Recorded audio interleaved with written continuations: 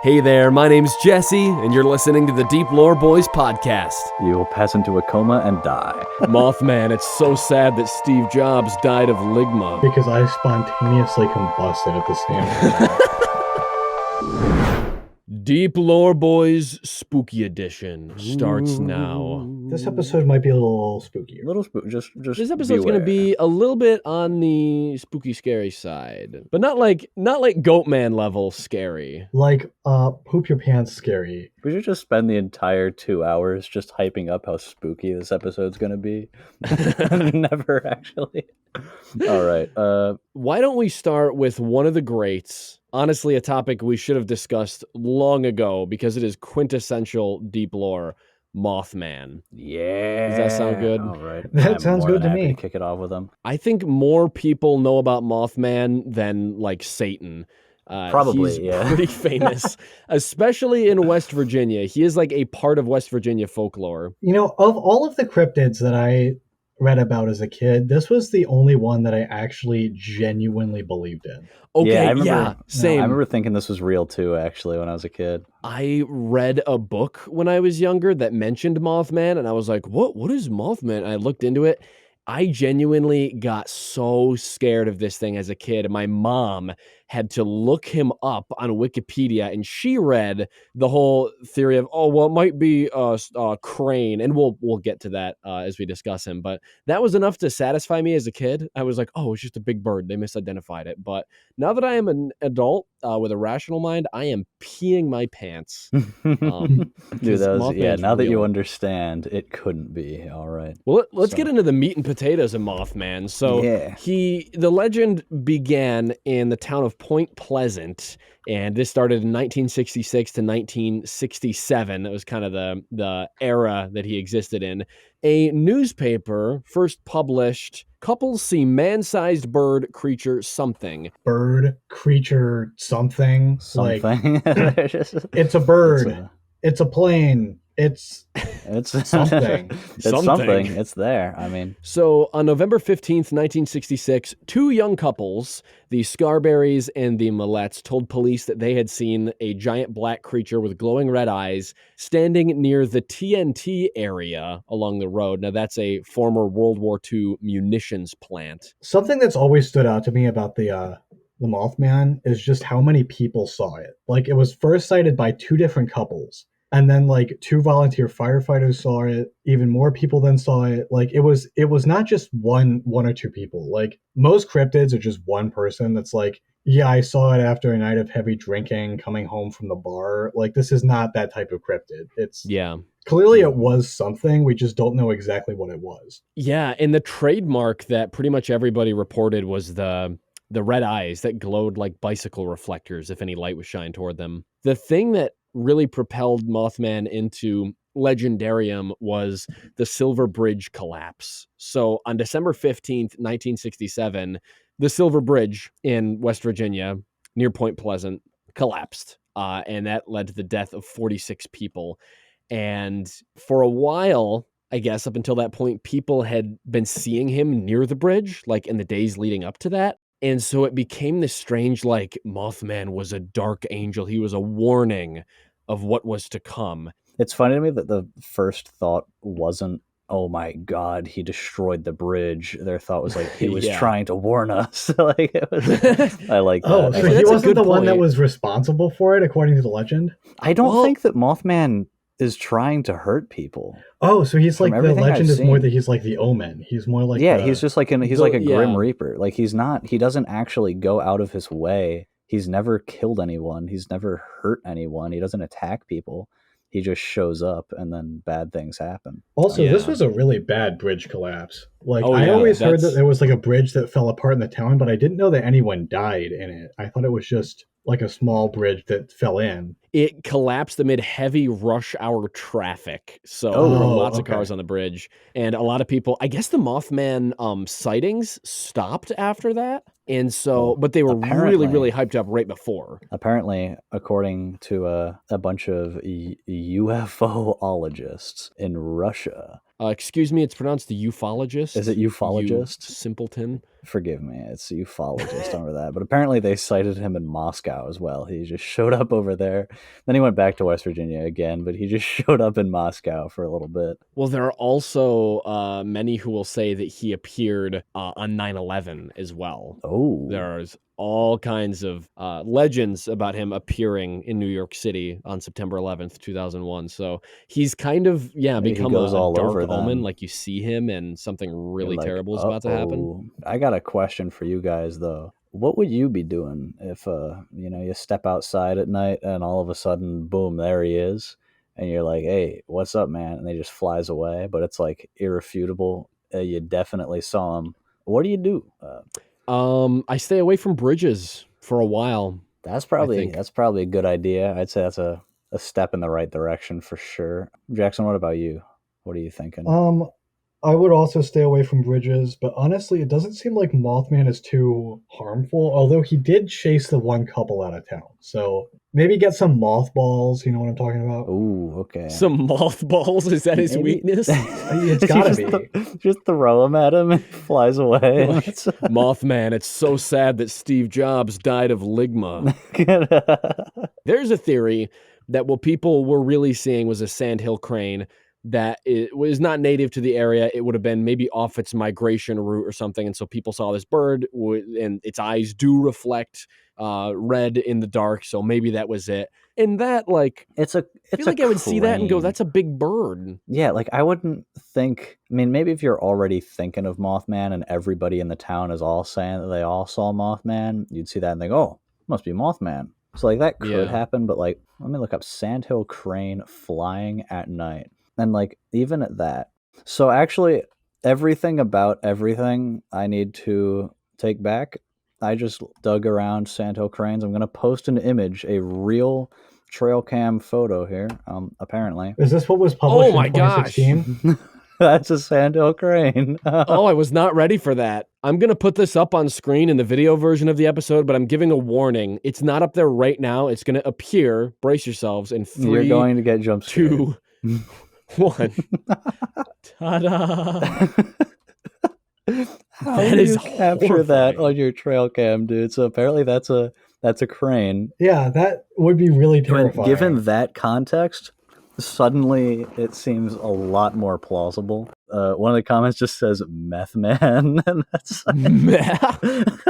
meth man indeed. The crane hypothesis doesn't bug me because that one I can rationalize that. I can be like, okay, if I saw that and I wasn't familiar with those animals, maybe. Yeah. But there's people who say, well, maybe it was like an owl carrying a snake away, and so it looked like legs hanging. Like that's so stupid. Give people how dumb do you think people are? Yeah, give them more respect than that. Oh, I found a spooky photo of Mothman here. All right. Don't know why, but let me post this sighting of Mothman right here. All right. I hope you guys are convinced. That is the shadow of a seagull on the water. Forgive me. That was a video, and that was just a really bad frame. That's Oh, that's the same video? Yeah, it's part of the same video. This picture makes it look like he's falling. Yeah. It looks like Lucifer being cast out of heaven. Dude, he's just pancaking. They just send him away, dude. Oh, poor fella. Mothman has become something of a celebrity in Point Pleasant, West Virginia. They hold an annual Mothman festival. They've been doing that since 2002. They have a 12-foot metallic statue of Mothman, which was unveiled in 2003, the year after. And at the festival, every September, they have guest speakers, vendor exhibits, pancake eating contests, and hayride tours of locally notable areas, maybe even the TNT zone. I think we'll have to go.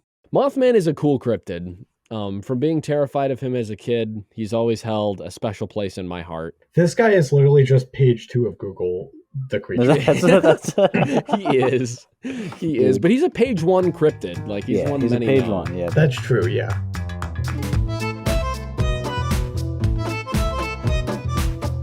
Mothman is the opposite of I remember talking about the Ningen a little while back, and I don't remember if that made it into an episode because it was just such a... Was that beluga whale with legs? Yeah, it was just like a nothing burger. I still have the image. Yeah, I'll send the photo there from my camera roll. That's That's your cryptid. All right. I hate that image so much. That's so... Oh, it never gets better to look at. It's the abs. Why does he have abs? Like, was he doing crunches? It's the leg. The legs are so human. Dude, he will never not be the perfect little goober. Like, he's... You know what this reminds me of? As someone training to be an ecologist, what environmental niche is that supposed to even fit? Like, what is this even like?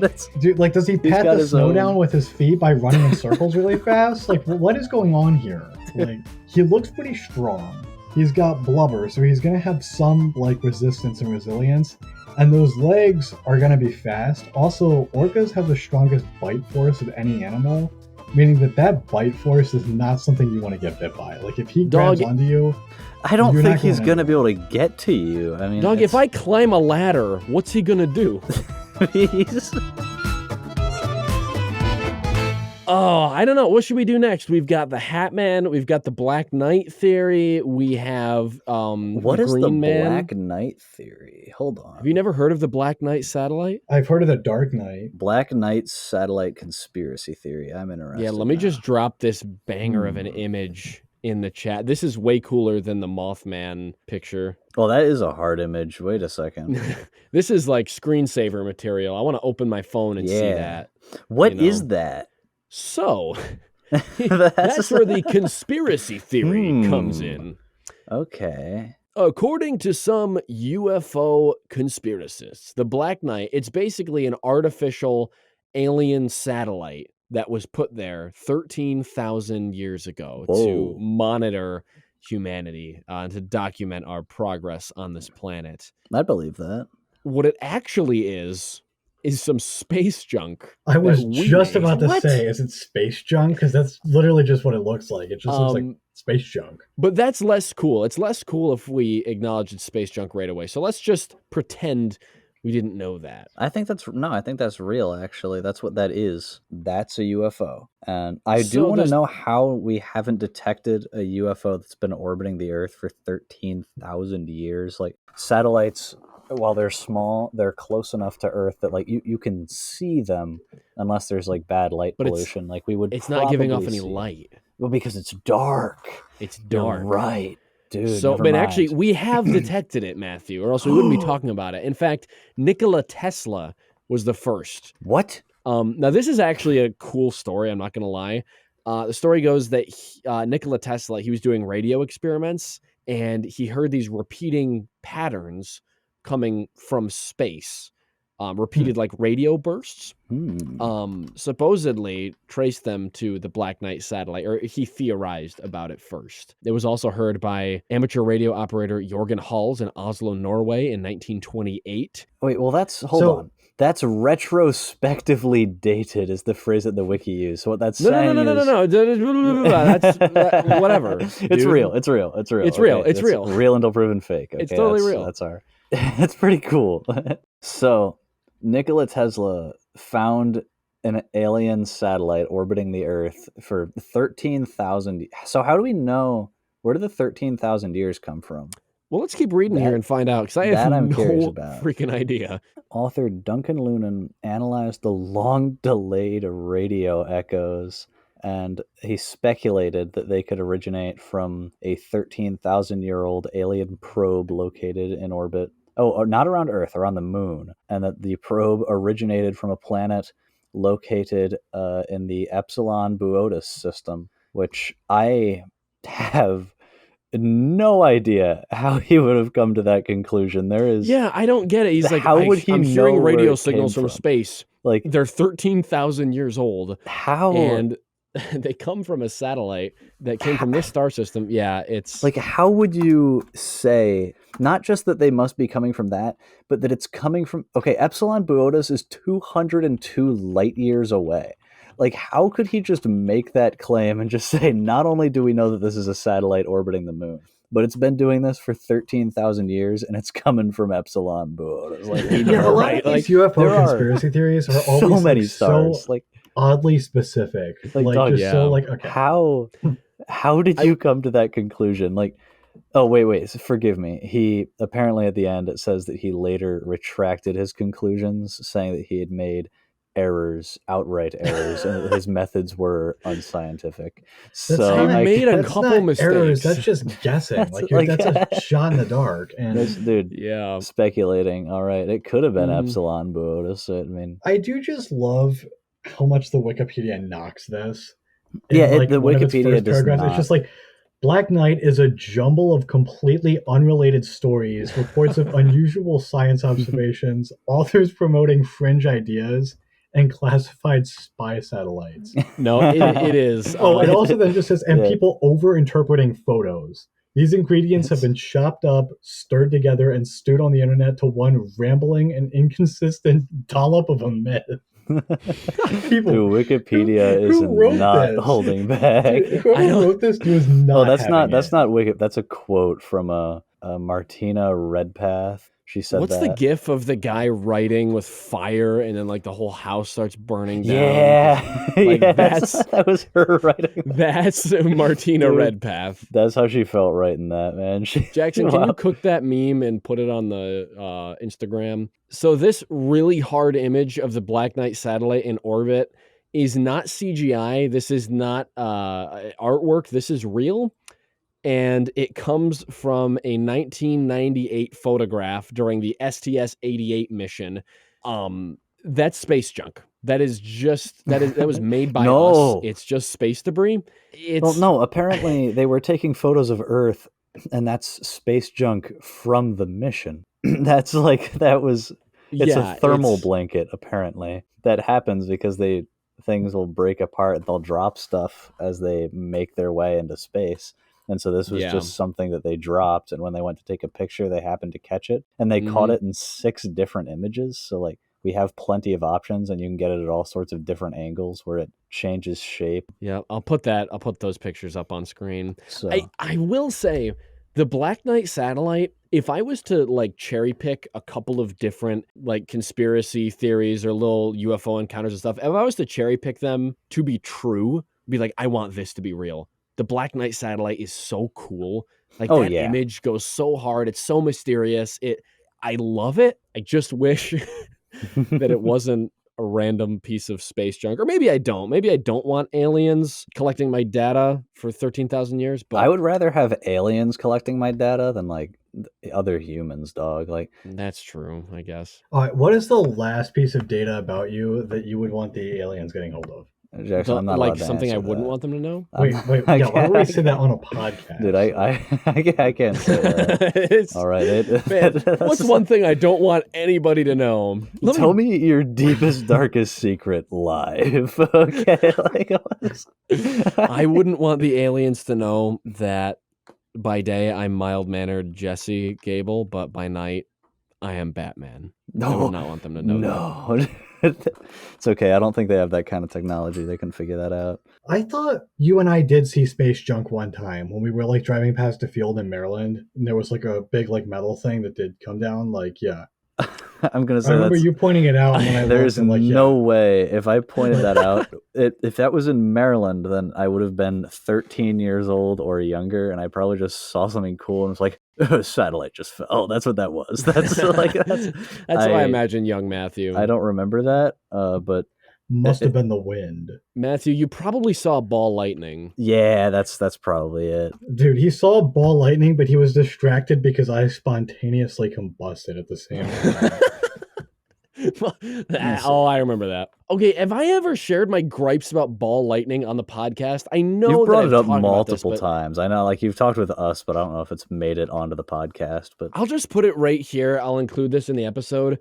I hate ball lightning. I don't hate the phenomena of ball lightning. I hate when people use ball lightning to justify anything they want. They'll be like, oh, you saw the Mothman? What you probably saw was ball lightning because it's this weird weather phenomena we don't totally understand. Oh, you saw a UFO? That was probably ball lightning. Shut up with the ball lightning. It's not just a Band-Aid you can put on any sighting or experience that somebody has.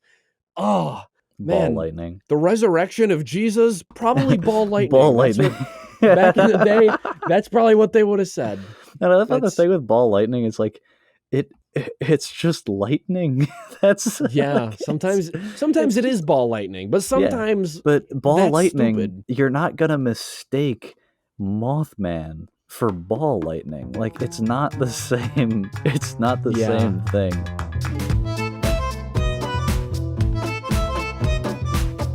Hi, Jesse again. Hope you're enjoying the lore so far. Here's the thing, all the podcasts that I listen to and really enjoy, I didn't just stumble upon them, a friend recommended them to me, and that's how I started listening. So if you've got a friend who's a non-reptilian, they don't blink sideways or hiss or anything, send them this podcast. Just send them the link to this episode with no context, and we'll just see what happens. Thanks for being a part of what makes this podcast grow, and yeah, thanks for listening. Here's the rest of the episode. Are you guys familiar with the Hat Man? Ooh. I admit this sounds like a TikTok monster, but I'm very familiar with the Hat cool. Man. I'm a big fan of him, but I think he has, in recent years, as with a lot of things, been very TikTokified. Well, okay, yeah, he definitely is eaten by the TikTokified internet. now. He's but kind he of been like wasn't SCP before. Foundation, like Yeah. too many don't people even. knew about him, and then Don't even, dude. Don't even say Don't even that name, speak man. those three letters. If you mention SCP, like, I'm going to, I don't know, I'm gonna enter like little rage mode. What about the parking meter that blows up everyone's balls? Yeah.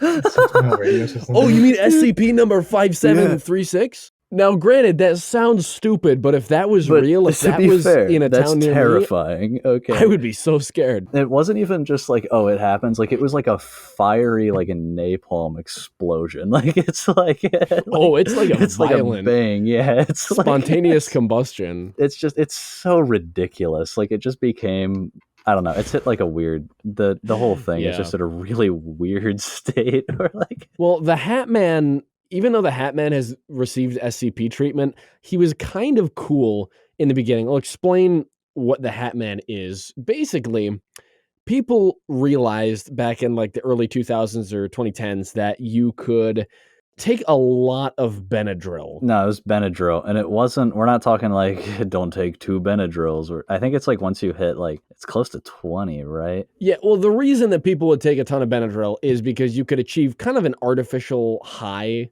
with that. So people would OD on Benadryl, and they started on certain like Reddit threads reporting their experiences and just kind of, captain's log, night 38. This time I also almost died. Yeah. And people began to notice, because you see things, you experience things that aren't in touch with reality, but people began to commonly report seeing a figure, like a shadowy figure in their room, which this is not unheard of. Sleep paralysis demons work a lot like this, where your body wakes up, but your mind is still dreaming. And because our brains like to fill dark spaces with potential threats, you might feel like there's a presence in the room with you. That's sleep paralysis. And you might even see a shadowy figure, and it's not real. It's just something our brain generates. And sleep paralysis is a very, I mean, I had it. I haven't had it in a little while now, but I used to have it really bad when I was younger. It's a very real thing. It's actually pretty common. But the Hat Man is like a whole new level of cool. Yeah, what made the Hat Man interesting is the hat. Because people would report, like, once they got to a certain level, once you really leveled up in the Benadryl stoner community, you would see this shadowy figure with a brimmed hat on, like a fedora. And sometimes people would even report seeing like little glowing eyes in the shadowy face.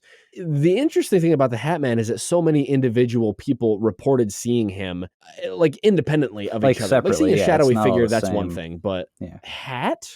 Well, the thing is, like, really, they said he has no discernible features. It sounds like it's more just like around the area of like where you would see a head. There's probably more like an oval, like flat substance that could be mistaken as a brim. Like, that's probably about it. It's probably just strain on the eyes, honestly. Yeah. So the idea of the Hat Man is basically when you take different drugs, different things can happen, and for whatever reason, the brain when you're on 12 Benadryls, pictures a shadow guy and it stretches his face out a little bit and makes it look like he has a hat. And that's just how the human brain processes things when you're on that much Benadryl. There's got to be some level of predictability to it, because if I like watch a movie about werewolves before I go to bed and I'm terrified and then I dream, chances are, if I have a scary dream, it's going to be a werewolf dream. So if I'm like, oh, I want to see the Hat Man, I've been hearing about it on Reddit, and I get conked on Benadryl, odds are my brain's going to cook that up. When I dream up my sleep paralysis demon, it's going to be Hat Man. Well, what I'm really just thinking is that this is probably more just certain drugs can make you feel like you're being watched. Certain drugs are going to add to like scariness. And then my guess is really just that it's a person, and then when your eye's hallucinating, it probably has some sort of strain where like around like your head level, where the person's head level is going to be, so that you kind of stretches out the face and just makes it look like a hat. That's probably it. Even that, yeah. Oh, apparently this has been an actual issue where a lot of people have been deliberately taking excessive amounts of Benadryl to try and see this guy. So I guess I'll have to say, don't bother, all right? We already know that he's there. You're not going to gain anything for it. Do not take a bunch of Benadryl to try to see the Hat Man. Oh, yeah. Let me just Google how many Benadryl to see the Hat Man. I think I'm going to pay him a visit tonight. See, Matthew, no. Apparently you hit 20 and you will pass into a coma and die. So, it's super not good for you and pretty dangerous. So yeah, don't do that. Don't do that. It's also renowned for being not a very pleasant high either, from what I've heard from people who it's really not good fun apparently. So it just isn't worth it.